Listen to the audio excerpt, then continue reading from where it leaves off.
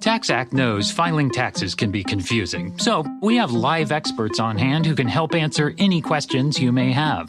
Questions like, can I claim my SUV as my home office if I answer work emails in my car?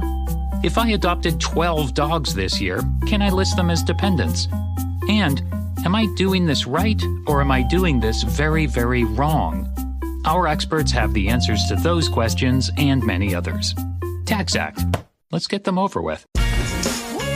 Refreshing wild cherry cola meets smooth cream. The treat you deserve. Pepsi Wild Cherry and Cream. Treat yourself. So I jump ship in Hong Kong, and I make my way over to Tibet, and I get on as a looper at a course over there in Himalayas. A looper? A looper. You know, a caddy, a looper.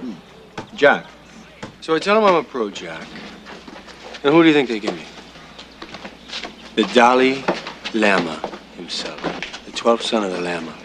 The flowing robes, the grace, bald. Striking. So I'm on the first tee with him. I give him the driver. He hauls off and whacks one. Big hitter, the Lama. Long. Into a 10,000-foot crevice right at the base of this glacier. Do you know what the Lama says? No.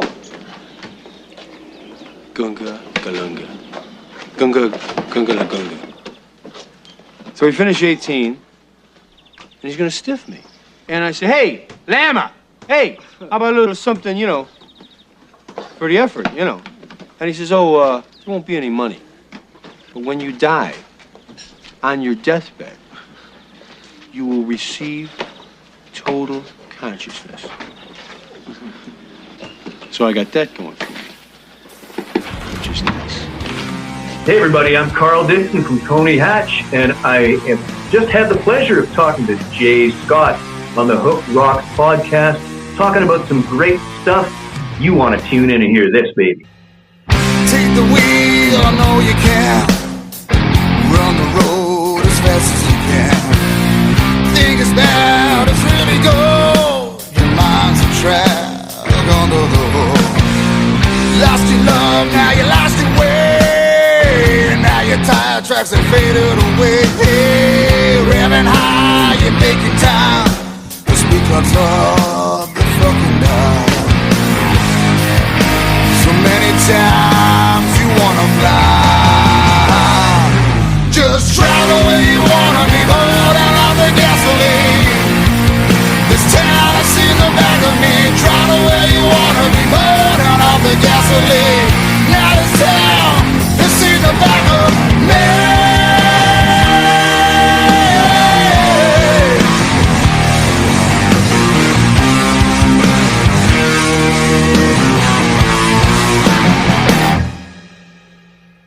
Back in gear, don't let the fear heat up the fuel that's pumping through your veins. What's going on, everybody? Welcome back to the latest and greatest episode of the Hook Rocks podcast. I'm your host, Jay Scott, your tour guide along the way. Thanks for returning. Thanks for listening. We are part of the Pantheon podcast network. We have some great fellow podcasters on the network as well, along with the Hook Rocks. We've got Cobras and Fire, Shout Out Loudcast, Carmen Apiece, Vinny Appice, Mistress Carrie, Martin Popoff, so many more to talk about, so many more to listen to. So check that out when you get a chance. Like and listen to us and follow us on any podcast platform. You can hit the subscribe button so you know when new episodes are coming out. You can like us on Facebook, follow us on Twitter. It's greatly appreciated. Write us a review if you happen to like what you hear and want to give us some feedback. We always appreciate it. Thank you. And once again, we are offering an escape for you, whether it's music commentary, great interviews. We've had some really, really great interviews over the last few weeks. Hope you're enjoying all those. And our next guest is from the UK. One of the bands that I'm really excited about is this band called Empyre. And they've got a new album. It's an acoustic interpretation of their music, and it's called The Other Side, which is a really intimate approach of their songs from the album Self-Aware. And if you haven't been able to pick either one of those up, I suggest you do. Just two great albums, two great approaches to the music, and really interesting. We're going to dive into that topic today because we have Henrik Steenholdt, the lead singer from Empyre, on the podcast today. What's going on, Henrik? How are you? Hello, Jay. Thanks for having me on. Yeah, man, I'm really excited about this. Excited to get to know more about you guys, you yourself, and where the music's going in the land of Empyre. Okay, cool. Great. We always start out the same way, and that is the essence of the podcast. We always start the same way every time we have a new guest. And just like every rock song has a hook that sucks you in, every rock fan has a moment, whether it's a song, an album, a band, or performance, that hooked you on rock and roll. What was it for you? I don't know that I can pin it to one, just only one specific moment. There are two specific moments that spring to mind. So I'll kind of give you an overview. And one of them I can't exactly remember when it was. But I think the first one was probably when I was about 12 or 13 or so. And one of my friends was round at my house and he bought a cassette with him, and it was Appetite for Destruction. And the first song I ever remember hearing, I'm sure we listened to it from the beginning, but the first song that I ever remember from that album, really kind of like, this is kind of cool, was Mr. Brownstone. I don't remember what it was about that, but I just remember Mr. Brownstone being on, and maybe I asked him, what's this song called? So that was one moment, and that was at a time when I didn't play guitar and hadn't started learning. And then the second time must have been, I think, 1992 or 1993. Again, another friend came around my house. He just got back from Belgium with his parents on holiday. And for some reason out there, he picked up the 10 album by Pearl Jam. And it was like, you just got to listen to Alive. You need to listen to this track. And from the first moment that I heard that guitar riff, I was like, wow, I want to play that riff. And those were the moments that, sprung into my head that always remind me of like why I got into doing what I'm doing now. Those are two monster albums, two monster bands. I mean, Mr. Brownstone, you can consider a deep cut on Appetite, but Alive, for the most part, was the world's introduction to Pearl Jam. And, everything that came after that, very unique time and period of music, because Guns N' Roses and Appetite was, even though it was kind of in the middle but it was towards the end of that whole glam movement, and they brought more of like a Stones sleaze feel to that style back then. And then in just a few years, the scene had totally changed, and then you have the grunge movement with Pearl Jam. Very, very two different styles, and that's very, very unique because you don't hear a lot of artists being influenced by both. Yeah, I guess, I mean, I can sort of go the other way to perhaps like before Guns N' Roses, when I wasn't really listening to rock at all. I just listened to 80s pop music, and my brother started listening to Dire Straits, and I'd borrow his albums or copy them onto a cassette and listen to them that way. So I kind of started on that slightly softer guitar-based rock, but again, I don't exactly remember when that was. It may have been around the same time as Guns N' Roses when I kind of picked those guys up. But yeah, I don't know. I've never really separated. To go back to what you said, I've never really separated that way of thinking, that kind of, this is Guns N' Roses, and this is dirty sleaze rock, and this is Pearl Jam, and this is grunge. To me at the time, music was music, and whether it was Axl or Eddie, or whether it was Slash or Stone Gossard and Matt McCready, it didn't make any difference to me. If I liked it, I liked it, and I don't even think I was particularly aware of genres at that point. It was just like, this is another guitar band, and it sounds cool, and the singer sounds amazing, so this is just great. That's the way I approached it. Yeah, no, I agree, because now as you look back on that period of music and that transition, I don't separate them anymore. I did when I was younger, right? I did, because that's what you did when you were a kid. You had the hard rock, and then all of a sudden you had Pearl Jam and Nirvana and all these bands coming out that were totally different. But now I have such an appreciation for Pearl Jam, and I grew up, listening and watching Guns N' Roses, but I no longer have that feeling to separate the two styles. I think they're both hugely important to rock music and immensely influential to so many artists. And there's also a connection with both bands. And Duff McKagan came from Seattle and was part of the punk movement that evolved into that quote-unquote grunge movement that we later saw, with the bands we just mentioned, including Pearl Jam. So it's a unique, connection with both bands that maybe not a lot of people are aware of. No, I mean, Duff McKagan's autobiography, I've been listening to over the course of the pandemic. I've been listening to quite a few audio books, and I've got it on Audible already. I'm waiting to listen to Duff's. I've read Slash's autobiography, but I haven't got to that one yet. So I don't know. I know the general history of Duff, but I don't know his roots and really where he came from. So no, I didn't know he was from Seattle. Yeah, check out that book. It's an excellent book. He's a really interesting guy. I mean, what he did after Guns N' Roses, went back to school and did all these great things. You're going to really enjoy that book. Yeah, I'm looking forward to it. It's one of the next ones on the list. So where did it go from there? You mentioned being influenced by Guns N' Roses and Pearl Jam and picking up a guitar. Was there a moment where you wanted to get on stage and be in a band?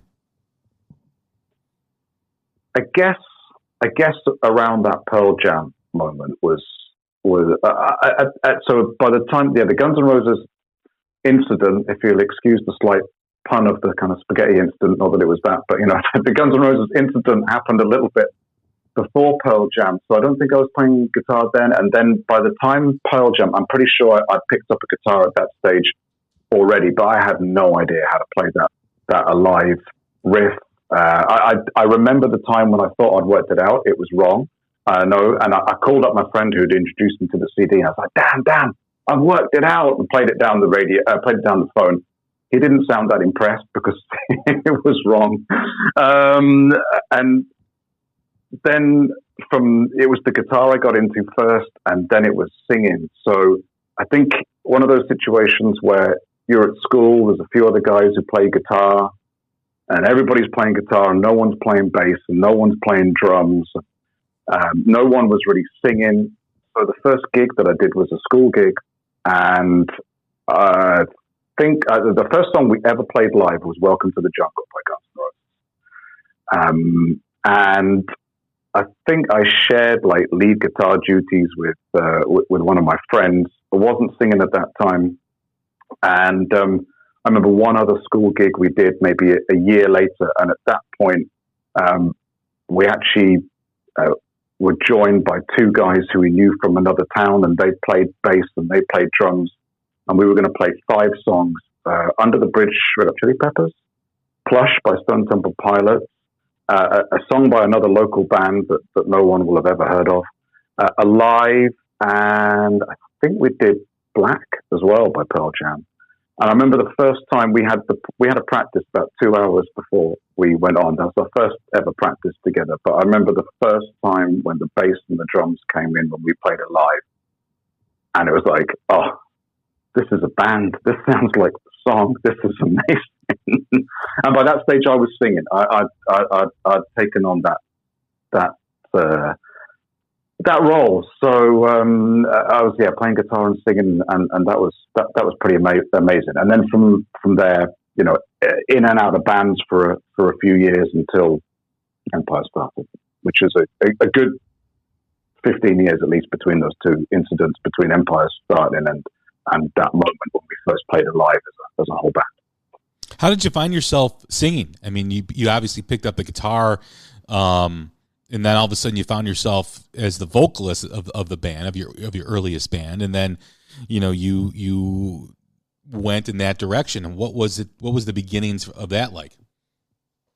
Well, the inspiration was from really being inspired by the likes of Axl, Eddie Vedder, Chris Cornell, Scott Weiland, even like John Bon Jovi and plenty of other people.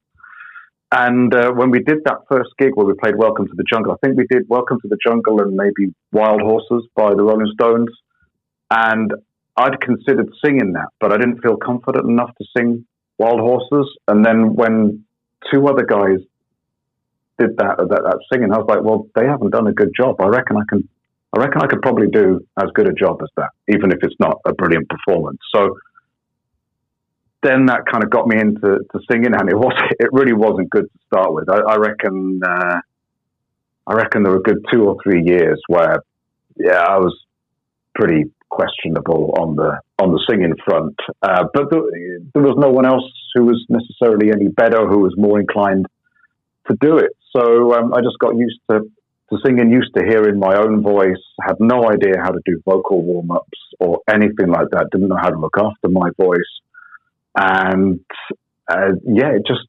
it went from there. I started to really enjoy it. I didn't want to put down a guitar. I'm not the sort of front man that jumps around stage. So that's also kind of not the sort of band that Empyre are. We rock out a bit, but I'm not running around on stage. I'm not sort of jumping up and down. So I've always kind of kept the guitar. I like to have something to play most of the time, so that otherwise I feel a little bit naked without it. I'm not quite sure what to do with myself. So, but that's basically how it started. When did the writing aspect come into play? Were you influenced by a song or a songwriter that you were able to connect with and, motivated you or inspired you to write music? All of the people I've just mentioned were inspirations on that front as well. And with my friend at the time who played guitar at school, and we were the sort of two who were playing guitar together for the most part, we decided to try and write some songs. And I think they were quite basic. I was definitely better at writing the music than I was writing lyrics or writing melody at that time. And I think I still am. I can sit down and I can relatively easily create the music for a song, but the melody and especially the lyrics are a completely different matter. So I don't know that it was any specific person or song or that inspired me. I think that was a more overall. I can't give you a defining moment like I could with pretty much everything else of like that song. I need to emulate it. I think probably at that stage, if I had to pick one that was really what I wanted to do, and perhaps, of course, it was something that you could pretty much do by yourself, i.e. just me and a guitar, it was probably More Than Words by Extreme. That was probably the song that maybe tipped the balance in terms of, well, if I could sing that and play it, that'd be pretty cool. I remember learning that all the way through on guitar, being able to play the whole thing. I always struggled to sing it as high as Gary Sharon could. It's a tough song to sing, but it's a wonderful song. It's a very well-written song, too. It's one of my favorites. As far as writing, when you do write lyrics, are you writing from more of an observational point of view, or are you writing for personal experience? Definitely from the observational point of view. That's kind of a theme that goes throughout all of Empyre's songs. If you take Self-Aware, actually to completely counter what I've just said, My Bad is the opening song of Self-Aware. That is a song that is one of the few songs on there that's from a personal perspective and a personal perspective of mine. And that's actually just about did our lead guitarist, arguing over any aspect of the band or whatever. We were sort of going through a turbulent time, and that's what that was. But most of the songs, New Republic, Just a Ride, even to some extent Only Way Out, is it's sort of, I wouldn't necessarily call it observational, but it's more a song about self-belief and solving your own problems rather than relying on someone to solve something for you. So, if I take New Republic, we're not a particularly political band. We're not pro-war or anti-war or any of those. It's just we were commentating on the state of the world at the time or in our current time, basically, just bombs and guns and all that sort of stuff that goes on in different parts of the world at all time and has done for hundreds of years. Writing from an observational point of view, it's unique in that you can observe something or see something, read something, and you formulate how you want to present it and how you feel about it. Have you ever, when you're writing like that, have you ever struggled to find, the balance of how to present an observation that you're writing a song about? Yeah, lyrics don't come that easily to me, and lyrics I always find a struggle that you could write something down on paper, and this is perhaps you take anybody's lyrics, almost anybody's lyrics, and write them down on paper, and you could argue, well, that sounds cheesy, that sounds cliche, this has been written before, there's nothing special here, or this is generic, it just doesn't mean anything. And when Did and I are writing lyrics, we're always battling with that and how to, whether it's an observation or whether it's a personal thing. It's like, how do you get it to sound right? How do you get it to flow right? And how do you try to counter all of those things where it's just cliche? Sometimes you can get past it by, if you've got a strong enough melody and a good enough hook and a good enough song, it almost doesn't matter what you sing. It's more about those things. But we'd like to try and make our songs lyrically engaging as well. So, Homegrown is an example.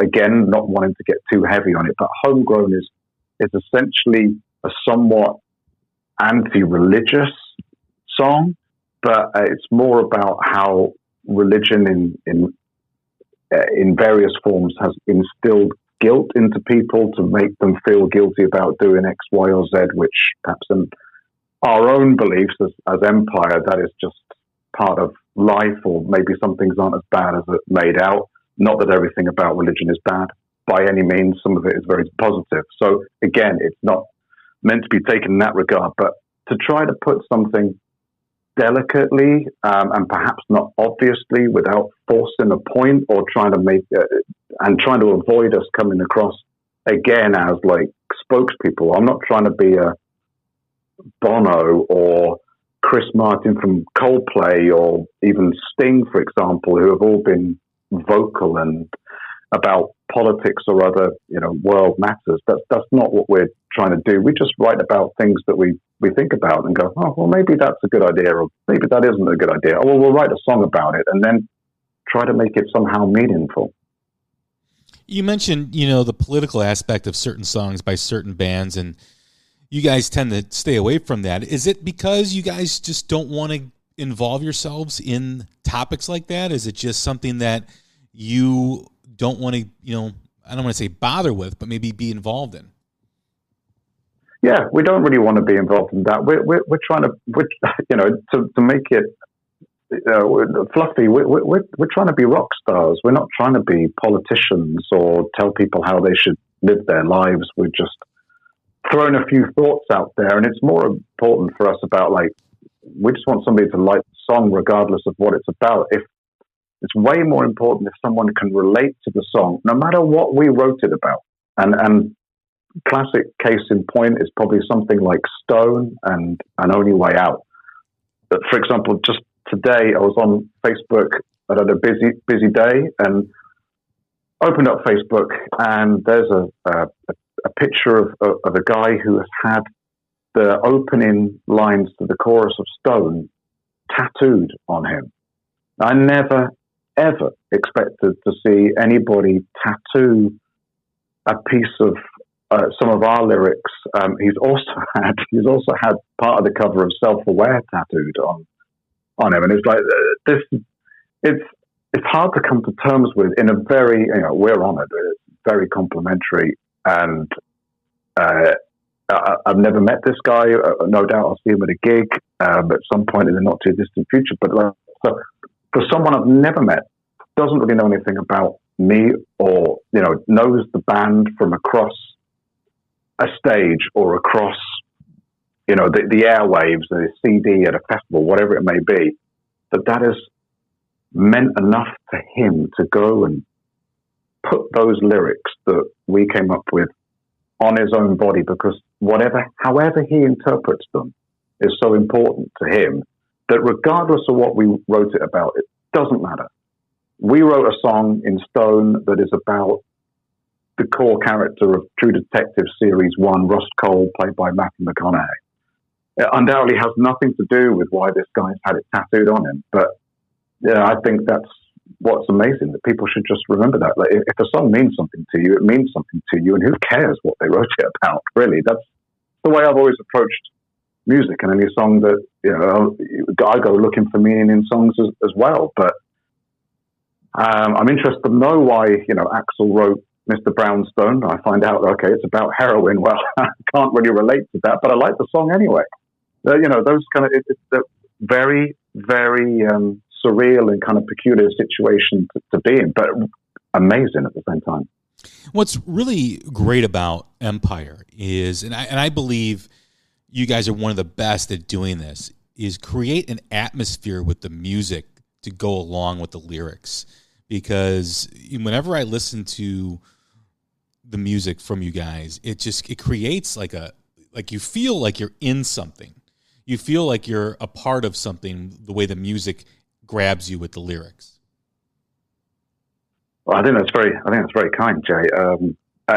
It is certainly what we try to do, and it's always great when people pick up on elements of that, especially when you've never seen us live, as far as I understand. So to just get that from a CD or Spotify or wherever you're listening to your tunes these days, and for that to come across just in a room with nothing else than that to sort of manifest it,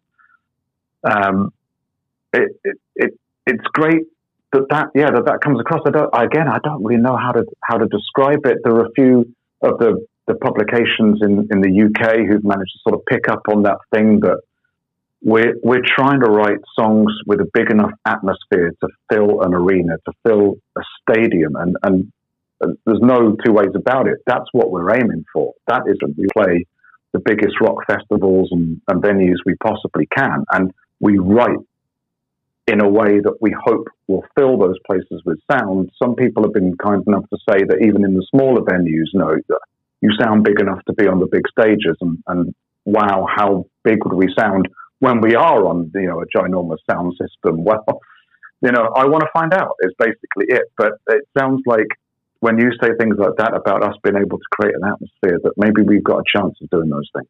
So that's really kind of you. Thank you very much. Well, you're welcome. I think that was the first thing that really I connected with, was just the feel, the way the song and the music made me feel, and then the lyrics presented itself, and I'm like, wow, this is pretty, like, it just creates a whole different vibe to where you're at and wherever you're listening. If it can transport absolutely someone, that's a magical tool, isn't it? I don't claim to have that magical tool. It's just that it's nice if it does that. That's amazing. The album is The Other Side. It is basically, an interpretation of your music with piano, acoustic, strings, whatever. Was this album part of Empyre's plan to stay in front of their audience, because the album was released last year? You had the pandemic. It's difficult, during this time, now that all this music's being released and people are getting ready to start playing again. There's a lot of great albums that were released prior to this year, and people shouldn't forget about that music. And is this a way to kind of reinvent or kind of get back in front of your audience? It's a lot of things. Truth is that album was, regardless of the pandemic, was already planned and already recorded before any of us went into any sort of lockdown, or before even really COVID set in. So we recorded The Other Side between September and December 2019. I've got to get my years right. It gets confusing when you've been at home for a year. So it started out being a course of like, we've recorded Self-Aware, that's coming out. How can we, as you're saying, how can we stay in front of our audience? What can we do while we write album 2 and try to promote ourselves and gig? What can we do that is not, cheating the fans, but maybe it's going to take us a little while to write a second electric album. And we originally thought we would release an acoustic EP. At that stage, we'd already done quite a number of acoustic gigs. Half the songs were written acoustically. We'd played a few festivals where the first foot in the door was to do an acoustic stage, a side stage, perhaps while they're swapping over the acts on the main stage, and we were taking any route we possibly could to get in, and in fact using it as a selling point, and we still are using it as a selling point to get into some of the bigger festivals. Ask a festival, we'll play as many times as you want, for example, because we can do the acoustic and we can do the electric if it's a big enough event. So to get in front of as many people as possible. But that wasn't really the aim behind it on the festival and gigging front. It was a case of we knew that we could do it. We knew that we always liked playing acoustically. It always brought a different element to the songs. Around the time when I really started to discover Guns N' Roses and Pearl Jam, I'd go down to the local CD store or cassettes or whatever it was at the time, and I'd be looking for acoustic versions of the latest Guns N' Roses or Pearl Jam or Bon Jovi or whoever it was track. I don't know. I just really liked acoustic versions. I liked when it was stripped back. If it was live and acoustic, fine. If it was studio recorded, fine. But most of the stuff I'd find would be live. And then, out of the blue, MTV just brought out MTV Unplugged. And I was like, I'm in heaven here. You got Pearl Jam, Stone Temple Pilots, Nirvana, Alice in Chains, whoever else. Queensryche was another one I remember that.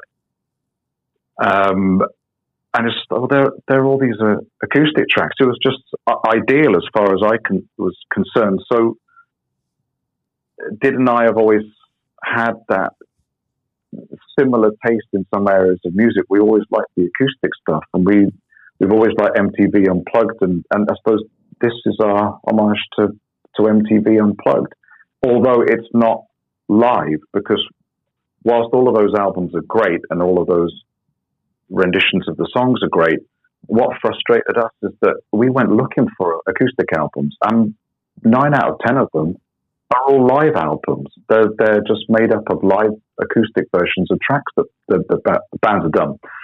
So we were, let's go and studio record this. Let's make this as good as we can possibly do. And we put as much effort into it as we did with Self-Aware. And it just so happened that we had 8 out of those 9 tracks recorded before we went into the pandemic.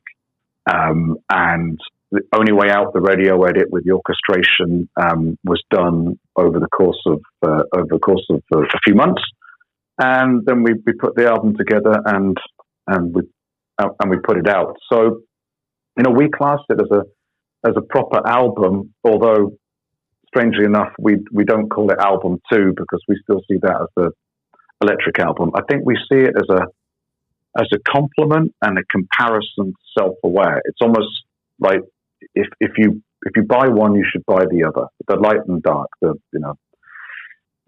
hence the covers. One's light, one's dark, albeit the same songs.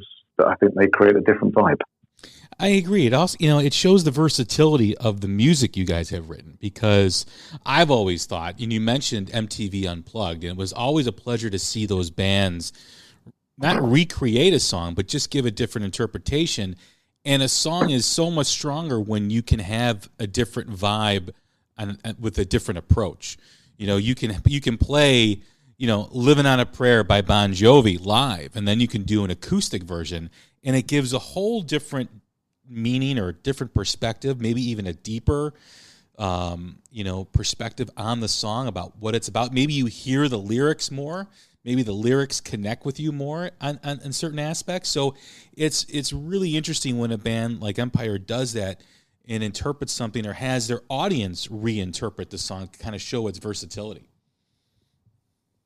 Yeah, I would agree with that. I think that's often the slowing down of a song. You take Living on a Prayer, for example, and Bon Jovi, whilst they didn't do a plug, they did an evening with Bon Jovi, which was effectively a largely unplugged take on their stuff. And they did a version of Living on a Prayer there, which is a version that Did and I played for years in the cover band that we were in, and because that's what we preferred. Not only could I not sing as high as John Bon Jovi to get to do the proper version of Living on a Prayer, we preferred their acoustic rendition on it. And I think it does bring something else. You focus more on the lyrics. Once the distortion and some of those keys and synth sounds are taken away, there's other elements for you to focus on, or at least focus on more than you would have done previously.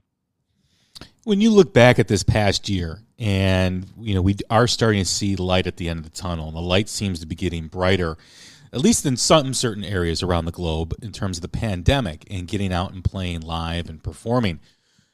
I know you guys have announced some tour dates. You guys are going to be playing some dates here as the year goes on. Are you getting a little bit more comfortable that this is really going to happen, or is it still a little bit unknown, or there's a little bit of uncertainty left yet? There's still an element of uncertainty here in the UK. Yeah, we are hopefully heading towards getting out of this lack of gigs and concerts and festivals and all those sorts of things. But I'm pretty sure it's going to happen. I fully expect to be back inside venues this year. The big question for us at the moment are the big events, the big festivals, and whether they're going to go ahead, because they're really, calendar-wise, they're on our doorstep. There are some here in the UK that have already cancelled, like Download Festival, the biggest of all the rock festivals, perhaps in Europe, but certainly in the UK. And I think there are a couple of other ones that are maybe it's tentative. I don't know whether they're going to go ahead. I really hope that they do. 2 years for a band like us without gigs and festivals is pretty tough, because we're reduced to fighting for some radio play, fighting for some column inches in the rock magazines round here. And even with stuff going on, it's difficult for us to make headway and for people to discover us, because most people will discover us through seeing us live or through word of mouth of one of their friends who went to a gig, who heard us or saw us and then went, "Hey, you need to check out Empyre." That's just the way it goes. I don't think music has changed that much over the years. Yeah, people can still discover us on the radio or on Spotify and iTunes and all those sorts of places, but it's really, we need to get out in front of crowds. So yeah, we've got a lot of dates. I think we've probably got 30 or so dates planned for the rest of the year, and as early as our first gig will be the end of this month. We're quite confident that that's going to happen here in Blackpool in the UK, which is going to be our one opportunity to do a full band acoustic gig and play the whole of the other side. But that's a socially distanced gig. It's sit down, it's table service, which I guess kind of suits the Empyre vibe and that MTV Unplugged vibe as well, where a bit more civilized than your normal gig. Certainly than your normal rock gig. But we want to get back into those hot, sweaty, packed out venues as well. But that is a little way off yet. Hopefully come September, when some of those are booked up, hopefully we'll be back to doing that. What's also interesting too is, because of the pandemic, things did start to slow down, and things, really were, I don't want to say at a standstill, because people were still releasing new music, and there were certain spots where you could play out, albeit small in scale. My question to you is, as we move forward, as rock music moves forward, and with all the music coming out and the bands like Empyre being able to play, where do you see rock music right now in terms of the health of it? Do you still think it's struggling? Do you still think do you think there's a resurgence? Do you think that, we're on our way? I tend to believe that because of all the new music and because of the bands that are out there playing or going to be playing, I think we're on the cusp of a resurgence. And, the celebration of music, of rock music, I think is back. And I think that with all the new music that's being released, everything is starting to move forward and pull its way up. How do you feel about that? I kind of have mixed feelings on it. I don't know how. I can only take your word for how things are in the US. Over the course of the last 4 or 5 years since Empyre started, and it's by no means a reason why Empyre started. Did and I have been waiting to write our own music, focusing on the covers band, and then we grew tired of that and said, "Well, it's now or never. We're gonna write some of our own music, and off we're gonna go." And this was sort of 2015, 2016, and it was 2016 when we really started to take things seriously in the latter part of that year, on the Empyre front at least, anyway. So it just happened to coincide with a resurgence that had been bubbling for a while, but it's still relatively niche in the UK. I got to say, I don't see too many 20-year-olds or even perhaps 25-year-olds at many of the gigs that we do. Now, realistically, I know that there's sort of music we play that somewhere, as somebody once described it, as the love child between Soundgarden and Pink Floyd. We're dad music, we're somewhere between that kind of muso prog to the classic rock, dad rock, whatever you want to call it. I guess in the US you might call it adult. Is it AAA? Is that what it's called? I can't. Classic rock, maybe. Well, it's something along those lines. And to be frank, what concerns me is that most of our fan base and most of the fan base of all the bands that we know who are up and coming are guys and girls who are 40 years plus old.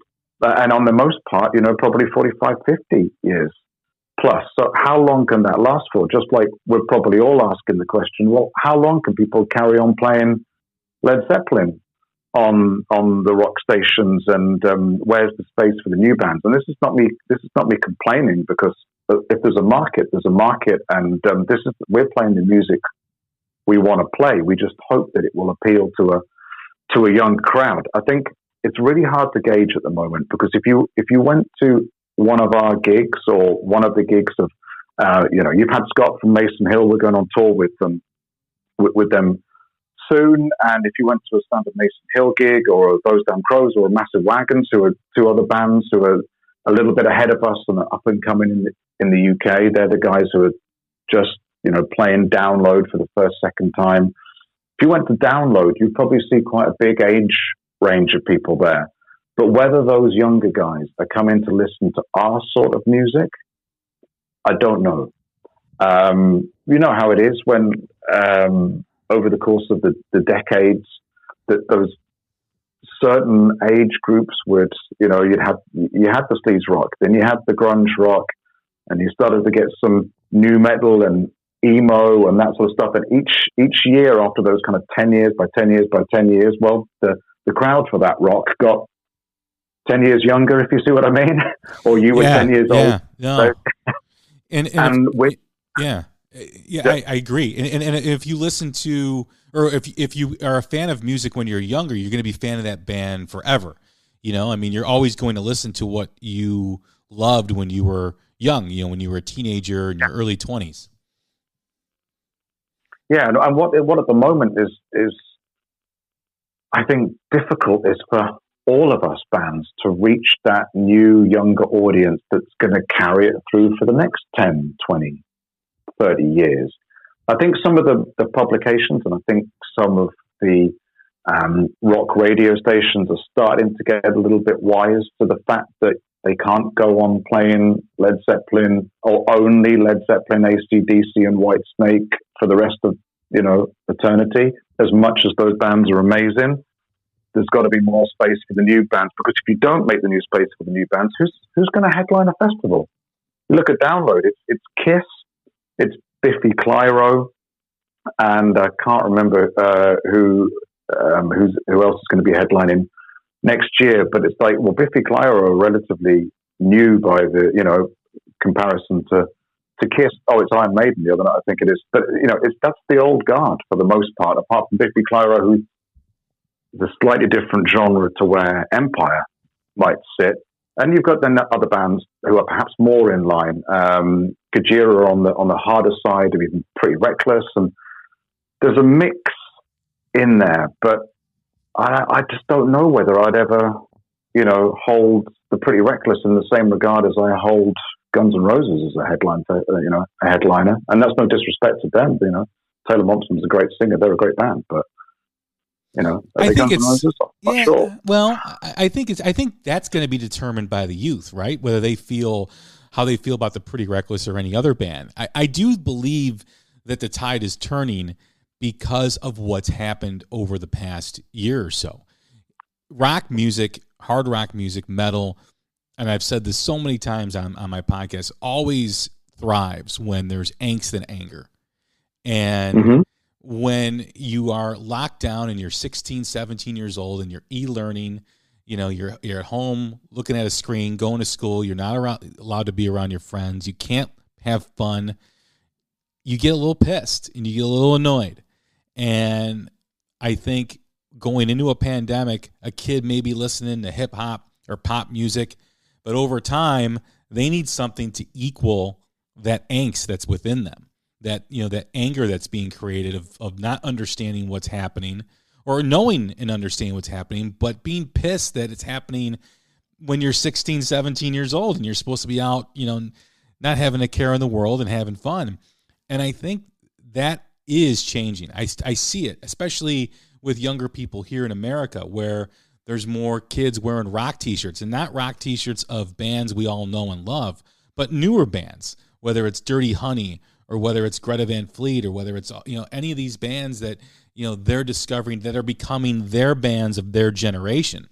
So I do think that the tide is changing. I firmly do believe that. Now, what that means, it's still too early to tell. But I think if you want to bookmark this day, May 6th, and look at May 6th, 2022, I think in a year from now, rock music is going to be in a totally different place all over the globe.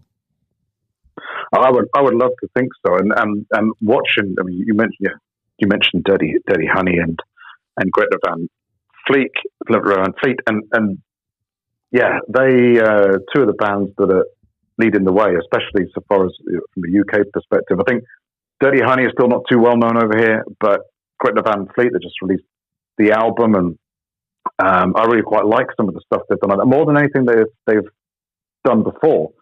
Heat Above, great song. But I like that sentiment you have of the fact that there's that hope that the youth of today need something to relate to on the angst front. That Nirvana, that Pearl Jam, that whatever it may be, or whoever it is of this era, to kind of open the door to rock and walk through. God, I hope you're right. In a year's time, that it'll be in a better state. I'm not trying to make out it's in a bad state. And we have this discussion all the time. No, I love it. I love talking about this stuff. Wouldn't it be great? I think perhaps those of us that are old enough, look back on the 80s and 90s, and what a time to have lived in, so far as the rock acts that were around, and the lineups. You'd see the lineups of the festivals, and you just think that's just unbelievable. How can you have AC/DC, Guns N' Roses, Megadeth, Iron Maiden, and Metallica on the same bill. What kind of world is it where that happens? I hope there's some more bands around like that, and of course, I hope for Empyre that we're one of the stadium fillers of the future. We certainly, as I said, want to play those big stages, but it is for the youth and some of the old generation of today to decide whether we ever get to do that. Well, I think it's coming, Henrik. I do. I firmly believe that. I think the music coming out over the last few years is too damn good. And I just think that it's connecting. It already is. I mean, I see it. I have a 16-year-old son that is always enthused about new music that he's hearing every Friday and is always into bands and checking things out and giving me new bands to listen to. And he's even, he'll come home from school. Dad, I found another rock fan at school.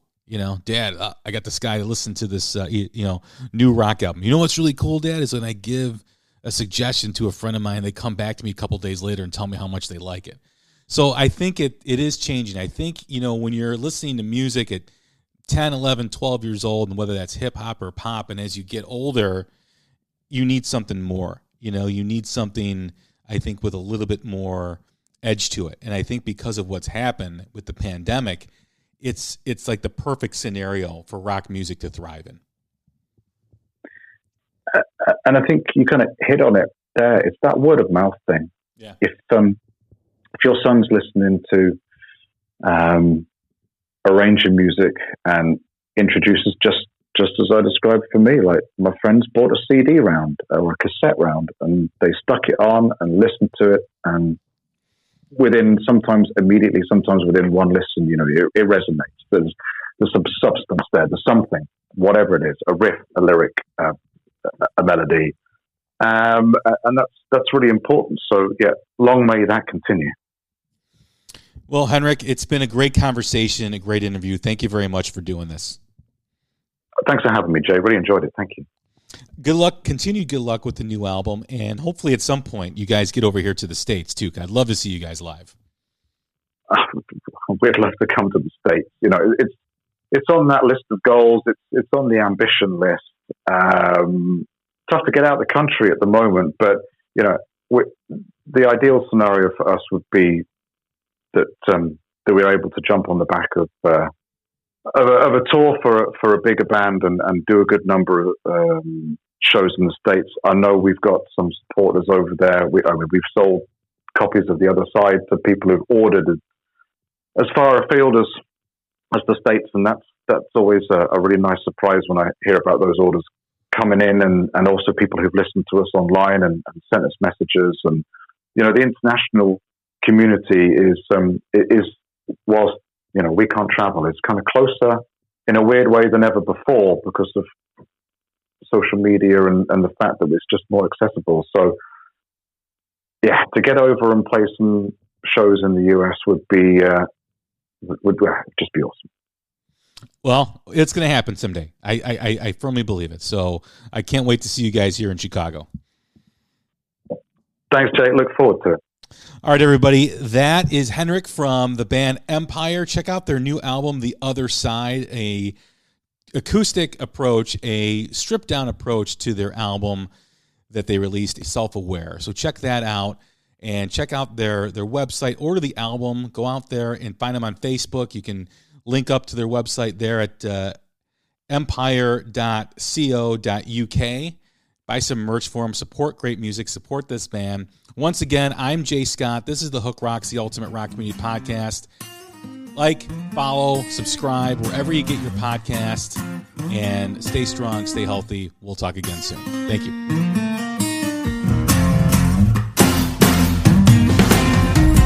Take the wheel, I know you can. Run the road as fast as you can. Think it's bad, it's really good. Your mind's a trap under the hood. You lost your love, now you lost your way. Now your tire tracks have faded away. Revving high, you're making time. The speed box up another mile. So many times sometimes you wanna fly. Just drive the way you wanna be, burning off the gasoline. This town has seen the back of me. Drive the way you wanna be, burning off the gasoline. Now this town has seen the back of me.